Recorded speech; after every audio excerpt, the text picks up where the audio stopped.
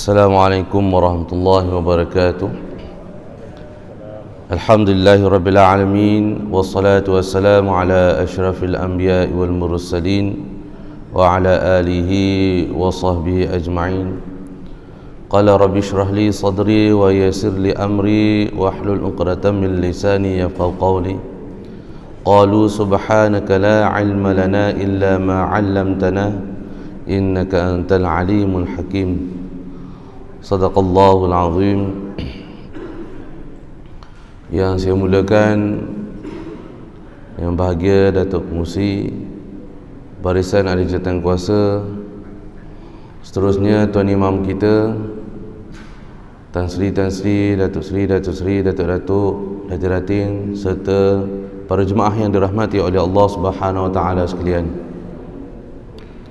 Alhamdulillah, pada pagi yang bahagia ini dengan izin Allah Subhanahu wa taala dapat lagi kita meneruskan dalam bicara berkenaan dengan rawatan Islam ataupun berkaitan dengan ilaj, perubatan Islam, yang mana hari ini banyak tumbuh bagai cendawan, dan sehingga di Malaysia ni dipanggil sebagai imam, iaitu pertubuhan ataupun persatuan bagi perawat-perawat perubatan Islam.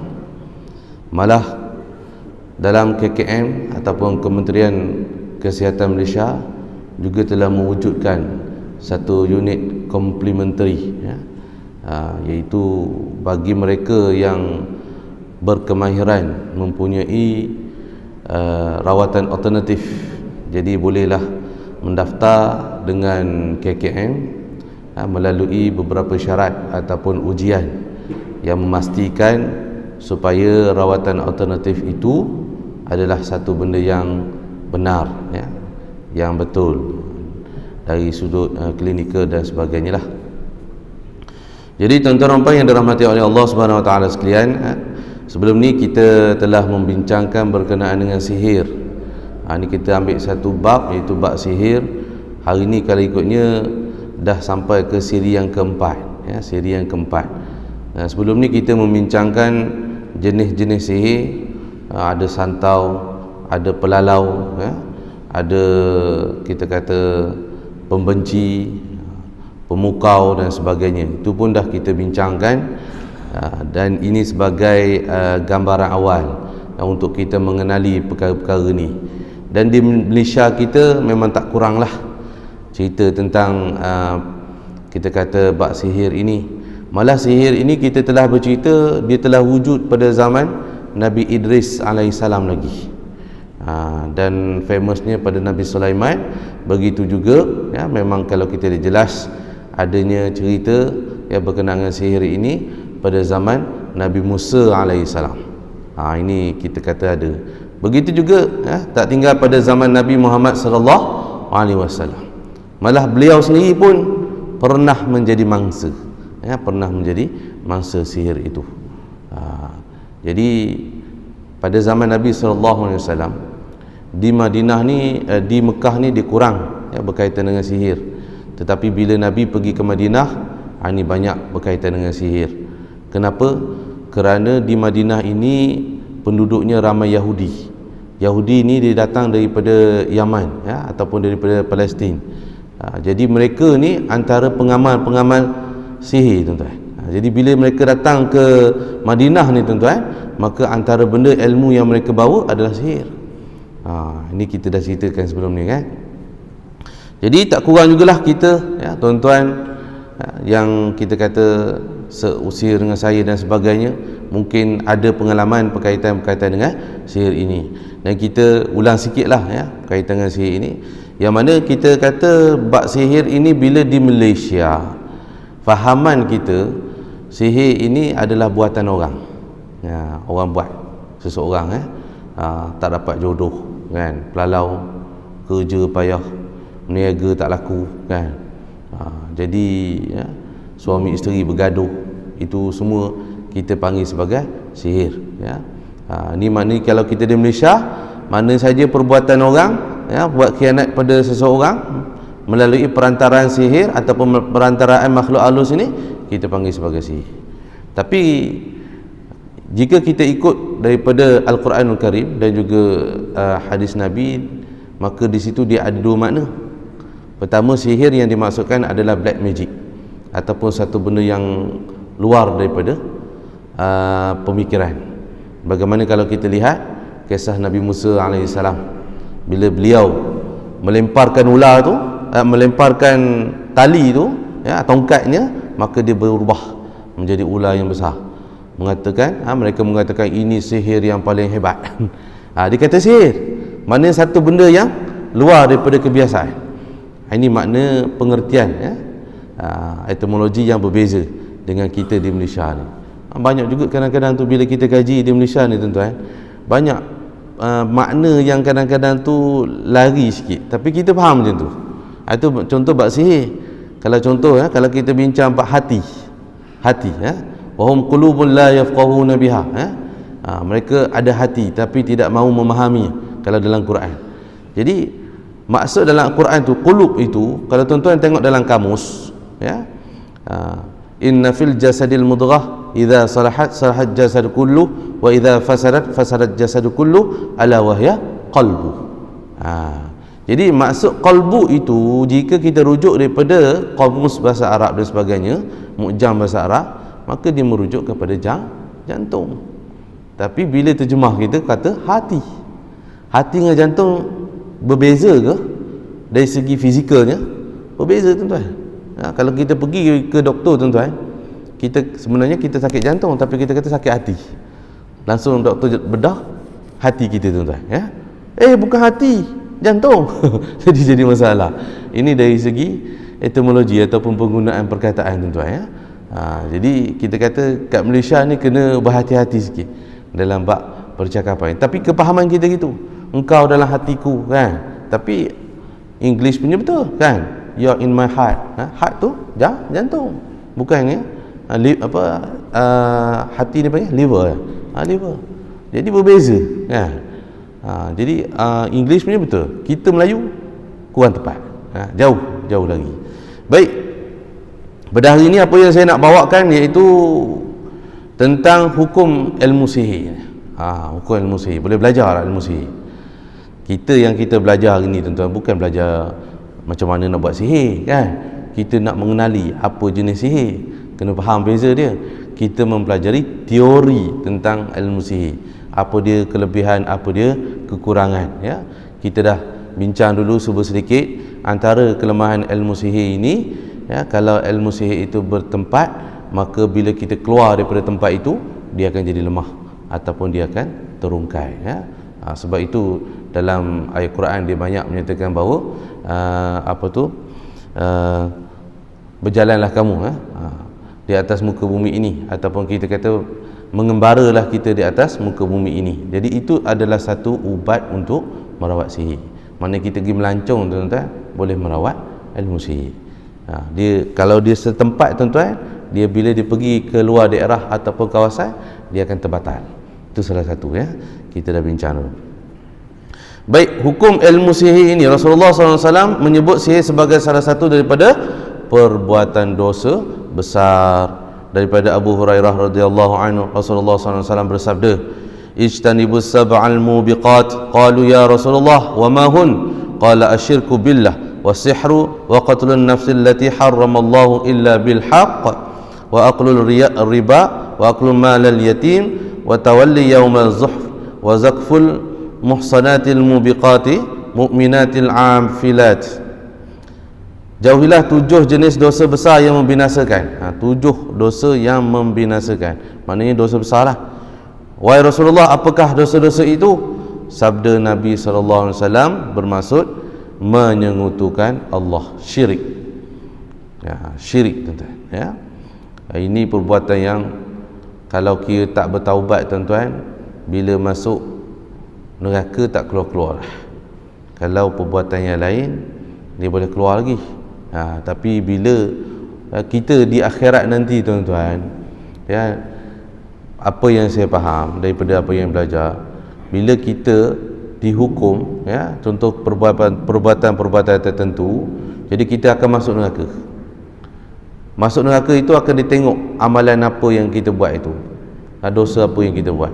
Kalau setakat dosa mencuri, kita akan dikena hukuman mencuri, ya, habis saja hukuman mencuri itu 10 tahun ke dalam neraka tuan-tuan, kemudian kita akan dikeluarkan balik selagi mana kita orang Islam. Man qala la ilaha illallah yadkhulul jannah. Hadis Nabi, ya, mengatakan bahawa siapa yang mengucap kalimah la ilaha illallah akan masuk syurga. Maksudnya begitu. Bagaimana orang bunuh, maka dia akan masuk neraka dulu, habis hukuman dia tuan-tuan, macam orang duduk dalam penjara lah, kan, keluar dalam keadaan dia dah suci, tapi dia akan masuk syurga. Cuma syurga dia tu taklah sehebat syurga orang yang beriman. Kalau tengok tuan-tuan dalam kitab Tanbihul Ghafilin, syurga bagi orang yang masuk neraka dulu, ya, bagaimana besarnya tuan-tuan, katanya 10 kali ganda daripada bumi ni, luas dia. Ini hak paling, kalau orang kampung saya kata paling common sekali lah, ya, paling teruk sekali lah tuan-tuan, ya, maka 10 kali ganda. Bayangkan kalau kita dapat syurga Firdaus, Allahu Akbar tuan-tuan, keluasan daerah yang kita miliki, ya, kehebatan yang kita miliki tuan-tuan, tak terhingga besar. Ini kalau kita nak cerita bahawa kelebihan bagi kita yang beriman kepada Allah dan Rasulnya. Pertama tadi, syirik kepada Allah, iaitu dia kata menyekutukan Allah. Yang kedua, sihir. Kedua tuan-tuan, sihir, perbuatan sihir. Yang maksud dia sihir ini memecah belah suami isteri, ya, menjadikan orang tu sampai mati tuan-tuan. Kita tahu kan sihir antara yang membunuh antaranya adalah sihir santau kalau kita di Malaysia. Ni kalau betul-betul kena santau ni tuan-tuan, biasanya tak lama hidup, ya, tak lama hidup. Memang dia kena segera, ya, segera. Jadi hari ni pun kadang-kadang kita tengok ada juga sihir ini bukan daripada manusia, tapi daripada kalangan syaitan-syaitan ni. Dia tengok orang tu baik, ada potensi untuk bangunkan Islam, maka dia akan sihir orang ini. Yang ini kadang-kadang tuan-tuan pergi hospital tengok barah dah stage 4 dah, tiba-tiba tuan-tuan, ya. Jadi tak ada simptom apa-apa, tiba-tiba jadi macam tu. Itu boleh jadi tuan-tuan, ya. Boleh jadi. Saya kata boleh jadi tu maksudnya kebarangkalian. Ada kalanya dia ada sebab-sebab yang lain, ya, tapi kebarangkalian boleh jadi macam tu, ya. Baik, kemudian yang ketiga, ya, yang dikatakan dosa besar ini, itu membunuh jiwa yang diharamkan melainkan dengan alasan yang benar. Maknanya kita membunuh ni boleh tuan, tetapi dengan alasan yang benar. Mempertahankan rumah kita, orang pencuri masuk tuan-tuan, berlawan-lawan mati orang tu, maka tak ada masalah. Tengah jalan tiba-tiba orang datang nak rompok kereta kita tuan-tuan, kita ada pistol, tembak, maka kalau tak silap saya ikut ini, ya, maknanya boleh, kan, boleh, ya. Jadi dia mempertahankan diri, tak ada masalah. Yang saya tahulah, ya, mungkin ada undang-undang, dipanggil apa, undang-undang TOT, ya, ataupun undang-undang jenayah. Kemudian makan riba. Makan riba ni, siapa yang makan riba ni tuan-tuan yang dimaksudkan di sini? Kita yang beli rumah dengan dikenakan duit riba ke, ataupun bank ke, ataupun bank yang mengenakan riba? Yang dimaksudkan makan riba ni bukan kita yang beli rumah kena bayar tu tuan-tuan, tapi orang yang bank ataupun orang pemihutang tu, ya, pemberi hutang tu. Siapa yang duit banyak, kemudian dia kata, okey, siapa nak pinjam dengan saya boleh, tapi dia kenakan cas macam ni. Orang tu yang kena. Yang meminjam ni tuan-tuan, ada hadis mengatakan lain ceritanya, ya. Tetapi kebanyakan yang dikatakan yang makan riba itu adalah orang yang mengenakan riba tu, dia dapat untung. Orang yang dapat untung atas riba itu yang jadi berdosa besar tuan-tuan. Jadi kadang-kadang orang salah faham, kan. Bank ni ada apa interest dan sebagainya. Kena tengok hukum bagaimana tuan-tuan. Malah ulama telah meletakkan bahawa kalau dah kita tidak ada alternatif tuan-tuan, maka kita boleh gunakan agensi bank tersebut ataupun kaedah bank tersebut. Jadi kadang-kadang tu kita pun tengok ya, ya'kuluna riba, alladzina ya'kuluna riba la yaqumuna illa kama yaqumul ladzi yatakhabbathu syaitanu minal mas. Yang masuk di sini dikatakan orang yang makan riba dia tidak berdiri betul, dia berdiri seolah-olahnya dia kena histeria. Maksudnya tuan-tuan, bila dia kenakan riba ni, dia kenakan interest yang tinggi ni, dia akan jadi gila nak ke duit dia. Jadi gila dia akan kena lagi ya. Itu dia maksud dia. Orang yang jadi mangsa ni dia lain cerita pula. Kita jadi mangsa kan. Dia jadi begitu keadaan dia tuan-tuan ya. Contoh orang yang membunuh dengan orang yang kena bunuh. Siapa yang berdosa? Mestilah berdosa orang yang membunuh kan. Takkanlah orang yang kena bunuh pula berdosa. Kau ni jadi mangsa pembunuhan, kau berdosa. Nak ialah macam tu tuan-tuan ya? Jadi kena tengok tu. Cuma benda ni perlu diperhalusi lagi lah. Sebab saya kadang saya perasan ada setengah orang kadang dia salah cerita ya. Memang tuan-tuan, kita kadang-kadang jadi mangsa ni, kita kena elakkan jugalah dari segi bab riba ni. Kita selagi kita ada alternatif, kita boleh buat. Kalau kita tak ada alternatif, maka ulama mengharuskan ya.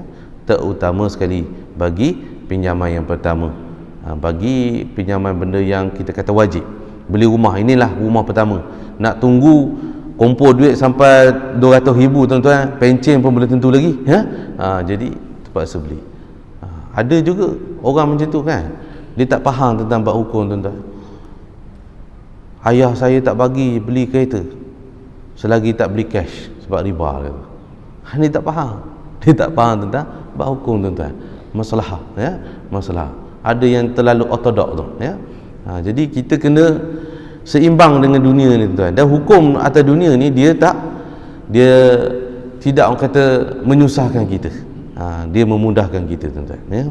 Ada jalan-jalan dia.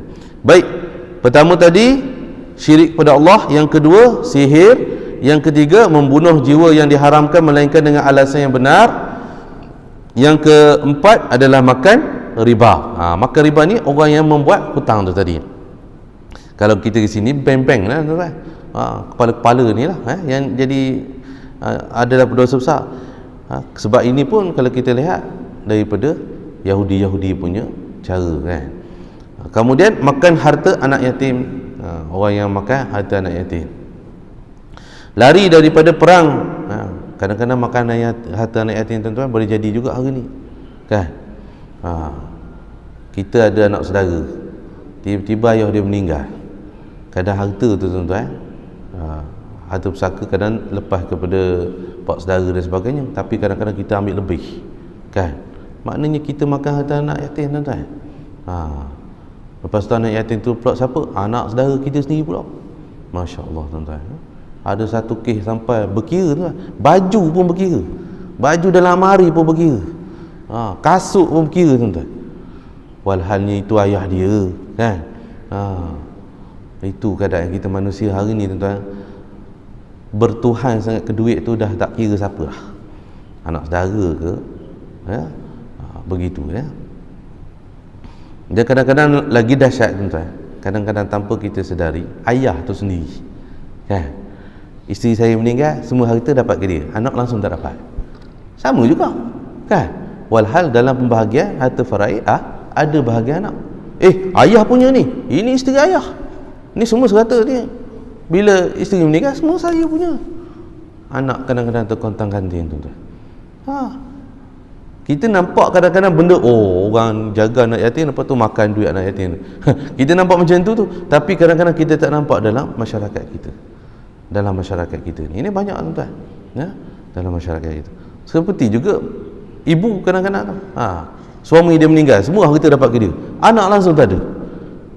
Oleh kerana dia ibu, dia menguruskan belaka ya, KWSP dia uruskan, rumah dia uruskan, kereta dia uruskan, anak langsung satu sen tak dapat. Anak yatim, walaupun anak dia, itu anak yatim tuan-tuan. Ini harta saya, harta suami saya. Betul, tapi anak itu ada hak dia ya. Okey tuan-tuan, seterusnya lari daripada perang. Yang keenam adalah orang yang lari daripada perang. Maknanya bila berperang-perang tuan-tuan, istilah dia orang yang lari daripada perang ni lebih kepada pengecut lah, itulah ya, pengecut tuan-tuan. Jadi tengok nak berperang tuan-tuan, ada setengah orang tuan-tuan sebelum nak pergi berperang tu, Allah semangatnya, dia lah handainya tuan-tuan ya. Pakaiannya hebat tuan-tuan ya. Macam kita hari ni lah kadang-kadang nak menegakkan kebenaran tuan-tuan, tak? Nak cerita benda tu salah kepada bos kita ya.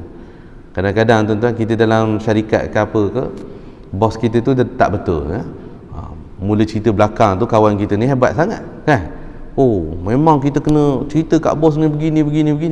Tapi bila sampai kat bos, Allah, tunduk, ya belaka tu. Ini pengalaman saya pernah tuan-tuan ya. Berlaku keadaan ini kita kata golongan macam ni lah. Tapi yang tu taklah sangat ya. Tapi yang kita kata maksudnya lari daripada medan perang ini adalah golongan yang dayus, ataupun kita kata orang yang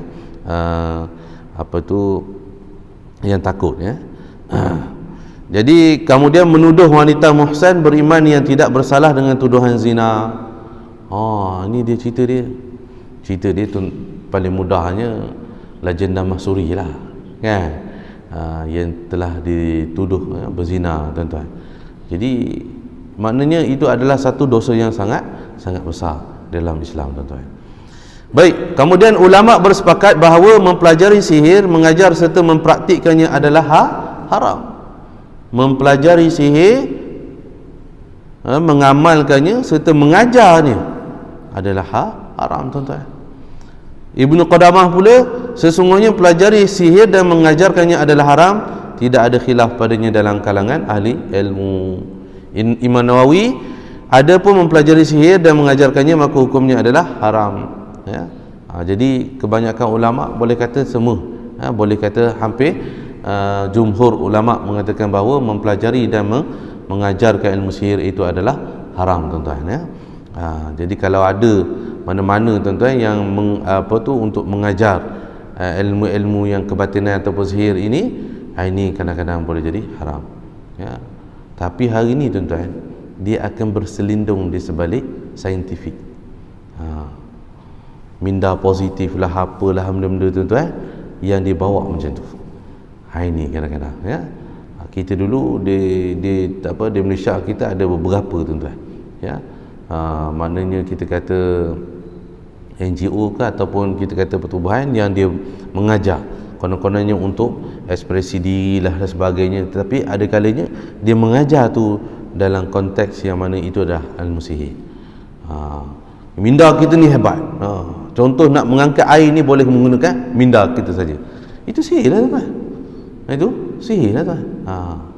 Dia boleh pukau orang tu, orang tu tak boleh bercakap. Itu sihir lah tuan ya.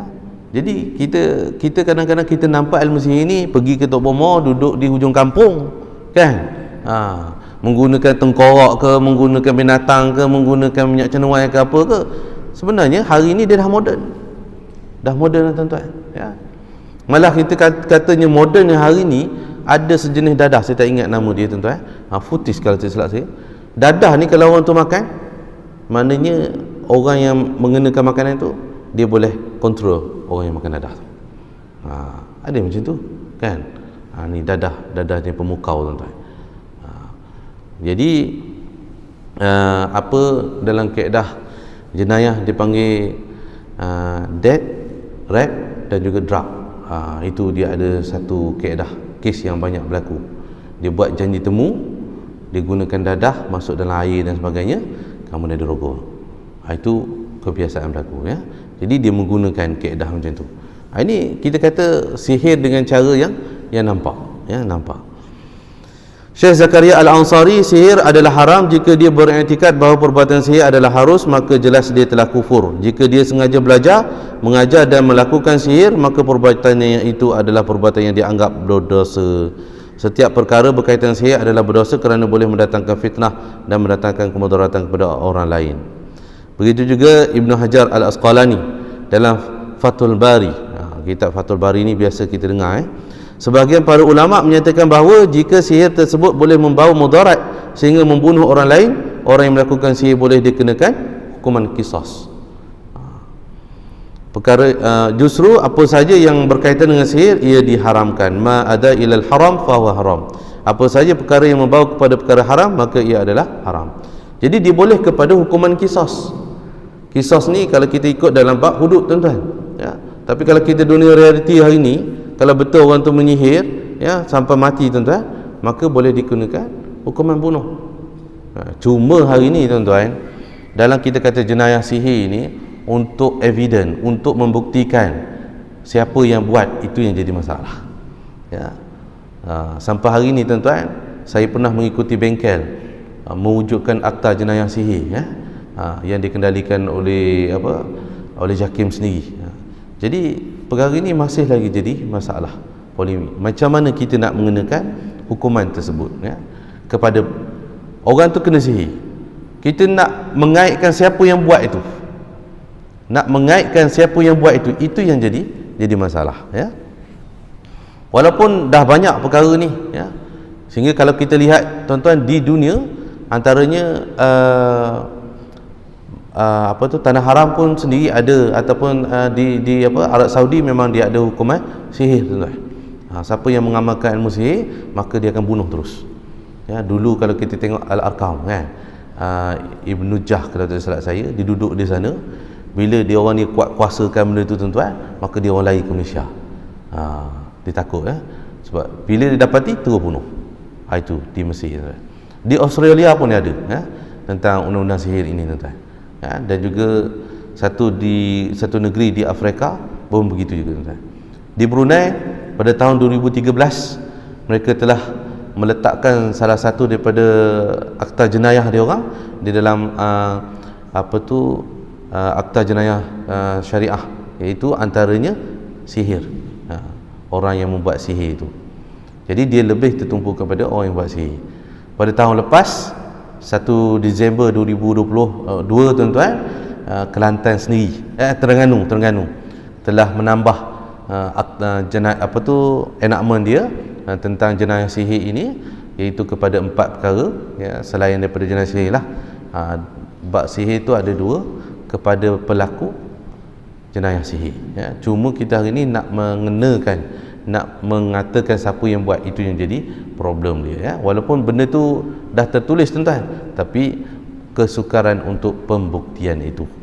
Bukan kita boleh, tuan-tuan. Ada saya dalam bengkel, tuan-tuan, ya, dia kata okey, kita antara pembuktian dia bila kita ru'yah berlaku histeria. Berlaku histeria tu kita tanyalah siapa buat.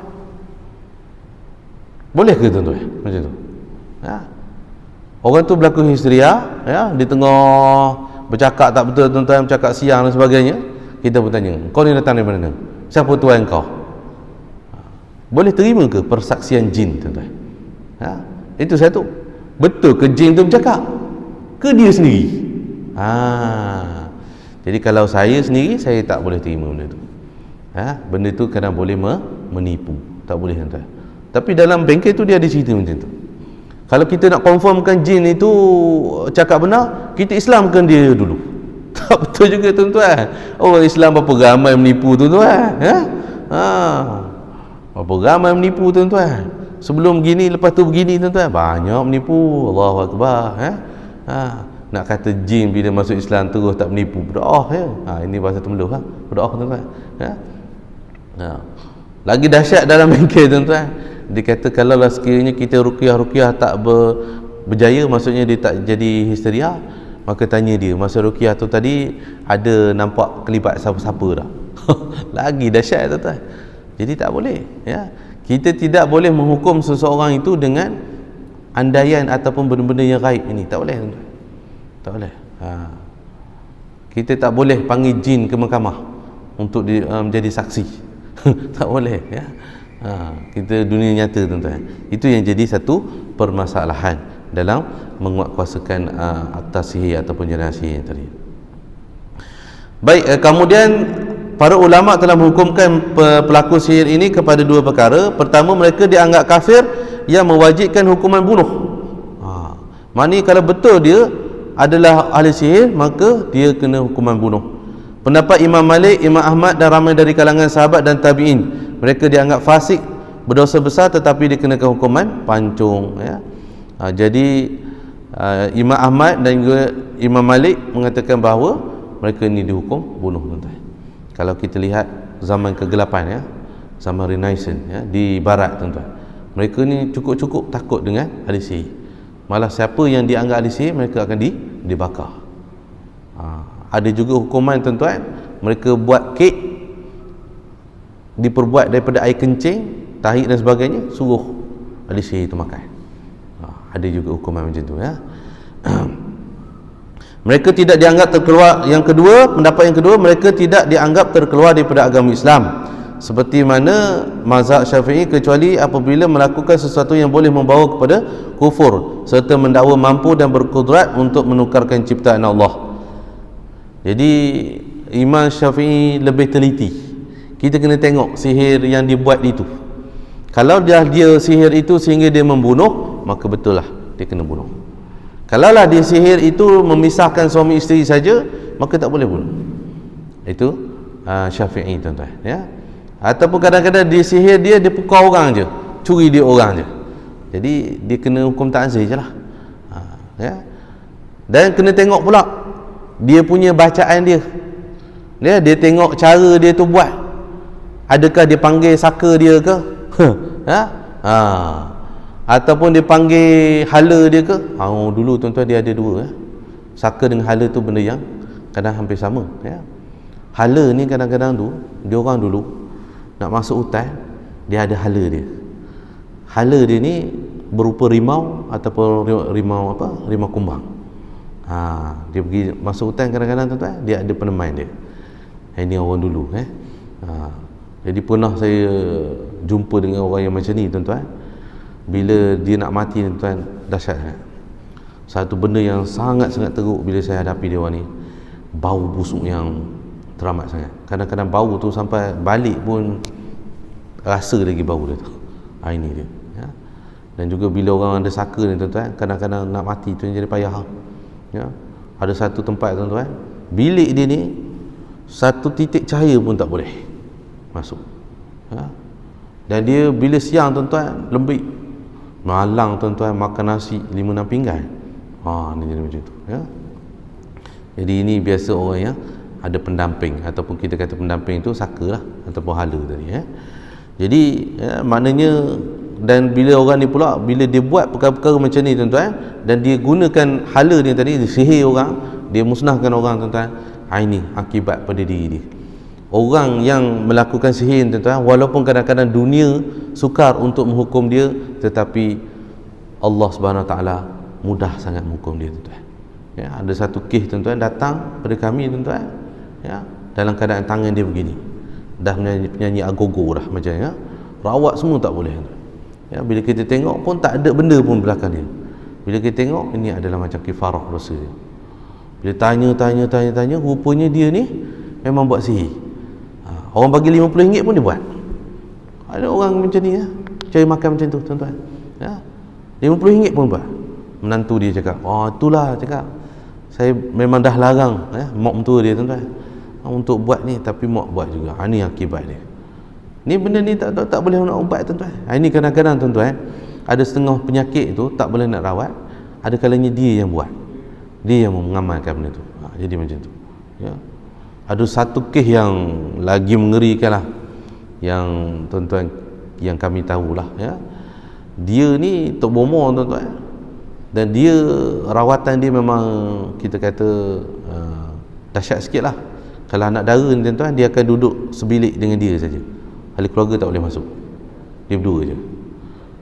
Kita kadang-kadang kita pelik, tuan-tuan, mak ayah tu boleh benar kan, macam ni, dia tak boleh macam ni, Tok Bomo, ya, kita cari Tok Bomo lain lah, kan. Ini tak, kadang-kadang mak ayah pun bagi je. Allahu Akbar. Dah dia duduk dalam 2 bilik, tuan-tuan, apa buat benda ni, ya. Dia pergi mahkamah, tuan-tuan, fail hilang dan sebagainya, ya. Dia ada banyak kes lah, ya. Tapi Allah Maha Kaya, tuan-tuan. Ada sekali dia pergi kebun pisang dia, ya. Dia tebang-tebang pisang, dalam keadaan masih sama, dia letak satu parang dia ke tepi, ya, sebab dia nak tebang pisang. Tahu macam mana pisang tu hala ke dia lari, orang kata tersula, daripada buntut ni tuan-tuan sampai ke perut dia punya parang tu. Ini dia, ya, bala Allah bagi, ya. Merana tuan-tuan beberapa hari dekat hospital nak tarik benda payah tuan-tuan, ya, dah tersula macam tu. Akhirnya mati dalam bersangatan sakit. Ini tuan-tuan, ya, perbuatan sihir ni, perbuatan kita kata kalau di Malaysia ni pembunuhan, ya. Dia akan ada akibat, dia ada akibat dia. Ini dia tuan-tuan, ya. Maknanya sebab dia kadang-kadang merosakkan orang lain, dia merosakkan rumah tangga, merosakkan hubungan suami isteri dan sebagainya, apatah lagi dia membunuh orang tuan-tuan. Ini yang lagi dahsyat. Jadi kalau kita lihat dalam keputusan Muzakarah Jawatan Kuasa Fatwa Malaysia, ya, yang bagi kebangsaan, Majlis Kebangsaan bagi Hak Ehwal Agama Islam Malaysia kali ke-33 yang bersidang pada 11 Oktober 1993 berkenaan dengan amalan ilmu hitam ataupun sihir. Perbuatan sihir adalah dosa besar, ya. Pendapat mereka menyatakan bahawa perbuatan sihir adalah dosa besar dan boleh membawa kepada syirik, dan hukum mempelajarinya adalah haram. Yang pertama. Yang kedua, pengamal sihir yang mendatangkan mudarat kepada manusia adalah berdosa besar, dan pelaku jenayah maka wajib dihukum qisas ataupun hudud. Pihak berkaitan hendaklah menyediakan peruntukan undang-undang bagi menghukum amalan yang sabit melakukan sihir. Jadi itu dia tuan-tuan, ya. Maknanya Muzakarah fatwa pun telah menyatakan bahawa sihir ini adalah haram, ya. Jadi tuan-tuan rompan yang akhir sekali pada hari ini, hukum jumpa tukang sihir untuk ubati sihir. Kadang-kadang orang kita ni sihir kena, ustaz tak boleh, kita cari tok batin lah. Dia cari tok batin, ya. Ataupun carilah orang mana-mana yang dalam hutan ke mana yang boleh rawat. Maknanya dia merawat sihir dengan sihir juga. Maka, ya, man ataka hinan aw arafan fasaddaqahu bima yaqul faqad kafara bima unzila ala Muhammad. Sesiapa yang mendatangi dukun atau tukang ramal lalu dia membenarkan apa yang dikatakannya, maka sungguh ia telah kufur kepada apa yang diturunkan kepada Nabi Muhammad sallallahu alaihi wasallam. Jadi tak boleh tuan-tuan sihir dilawan dengan sihir, ya. Sihir kena lawan kita dengan Al-Quran dan juga ubat-ubat yang betul tuan-tuan, ya, bukannya dengan sihir juga. Ada orang kadang-kadang tu dia kata, penyakit ni dia tak boleh, ustaz ni dia tak boleh, dia kena dengan orang-orang yang macam ni juga. Itu adalah satu mentaliti yang telah dirosakkan kita hari ni tuan-tuan, ya. Macam contohlah, ada setengah kata saka, saka ni memang tak boleh nak keluar, memang payah, ya. Ini tuan-tuan satu perkataan yang cukup-cukup syirik tuan-tuan, ya. Bukan syirik macam mana, cukup-cukup yang kata tak boleh diterima. Sebab apa saja penyakit masalah yang datang semuanya ada ubatnya. Tak boleh tuan-tuan kita kata, sebab ada saya pernah dengar tu, ada kadang-kadang golongan agamawan maksud kata kalau saka ni memang tak boleh, dia kata dia kena orang yang ada saka juga ke apa ke yang boleh rawat. Tak. Habis kalau itu Quran ni tak power lah tuan-tuan. Dah. Semayang kita ni tak power lah tuan-tuan. Allahu Akbar. Ini yang masalahnya, ya. Dia terus menafikan Quran tu. Terus menafikan ruqyah yang kita ada tuan-tuan. Sedangkan kita kata bila Al-Quran tu ini mukjizat. Mukjizat tuan-tuan, ya. Hebat, maha hebat tuan-tuan Quran ni. Ini kita kata kadang-kadang kesalahan kita. Dan yang paling dahsyat, ya, kadang-kadang mungkin tuan-tuan tak pergi ke bomoh-bomoh dalam kampung dan sebagainya, ya, ataupun yang pelik-pelik yang tutup lampu nampak gelap-gelap sikit tuan-tuan, mungkin tak. Tapi kadang-kadang ada juga bomoh yang pakai kopiah. Ya, dia pakai kopiah tapi cara dia macam tok bomoh. Ini lagi dahsyat, kan? Pakai kopiah tuan-tuan. Boleh. Tengok dalam air ni, ada nampak? Ada tuan-tuan, tuan kadi. Dia buat kain kuning. Tengok dalam kain kuning ni, ada nampak tak siapa-siapa? Allahu Akbar. Itu juga adalah bomoh, kan? Ataupun kadang-kadang kita bagi orang yang pakai kopiah ni tuan-tuan, saya rasa 3 ekor di belakang kamu, kamu ni sebenarnya telah dibuat oleh kawan kamu di pejabat, rambut dia keriting-keriting, hidung mancung. Itu pun sama juga dengan tok bomoh tuan-tuan, sama juga walaupun dia pakai kopiah, ya. Ini kita kata tak boleh. Kalau adalah orang macam ni, agamawan ke apa tuan-tuan, kaedah dia macam bomoh, itulah bomoh, maka tak bolehlah kita pergi. Maka apa yang kata Nabi tadi, siapa yang datang kemudian dia percaya pula, maka kufurlah dia. Malah ada yang mengatakan bahawa siapa yang pergi tapi tak percaya, 40 hari sembahyang dia tak diterima oleh Allah. Dan tapi kadang-kadang kita tuan-tuan tak tahu, tengok orang tu nampak pakaiannya betul lah sangat kan, kita tak tahu. Tapi kalau kita dah tahu, jangan pergilah, itu je lah. Kita tahu baiklah tuan-tuan. Ni yang mana tuan-tuan, apa yang saya nak kongsikan dengan tuan-tuan ni, kadang tu ada di kalangan orang yang pakai kopiah ni, dia buat amalan untuk bohong. Jadi yang ni kita jangan ikut tuan-tuan ya. Dia berkata orang punah tuan-tuan, kadang datang pada saya kan, saya kata ni tak ada benda masalah penyakit benda semua. Saya dah 5 dah tak bohong, 5 dah ustaz cakap benda yang sama. Ustaz je seorang tak bercakap. Dah jadi macam mana tuan-tuan ya, dia dah percaya pada benda macam tu. Ini kita tak boleh tuan-tuan ya. Jadi janganlah, kita berhati-hatilah. Tengoklah dulu perawat kita tuan-tuan. Kalau kita nak pergi perawat tu, kenalah tengok. Kalau dia ada menuduh siapa-siapa ke apa kita tuan, jangan diikutlah. Jangan diikutlah. Yang kita datanglah ya. Sebab itu boleh katakan macam Tok Momo juga. Jadi itulah tuan-tuan nampak yang dirahmati oleh Allah Subhanahu Wa Taala sekalian. Antara kita bincangkan tentang sihir ini, saya rasa kalau diizinkan oleh Allah Subhanahu Wa Taala pada bulan hadapan kita akan bincangkan bagaimana untuk mengatasi ilmu sihir ni ya. Bagaimana kaedahnya rawatan sihir ya, untuk kita mengelakkan diri kita daripada terkena sihir insya-Allah. Dan selepas itu jika diizinkan oleh Allah Subhanahu Wa Taala, kita akan bincangkan pula tentang penyakit ain ya, penyakit ain ya. Jadi penyakit ain ni dia agak berbeza sikit dengan sihir, tapi dia hampir-hampir sama ya, insya-Allah. Jadi sekadar itu saja. Saya mohon beribu kemaafan jika ada terkasar bahasa atau salah bicara, kerana baik itu daripada Allah Subhanahu Wa Taala, yang buruk itu adalah dari kelemahan diri saya sendiri. Wabillahi taufiq hidayah. Wassalamualaikum warahmatullahi wabarakatuh.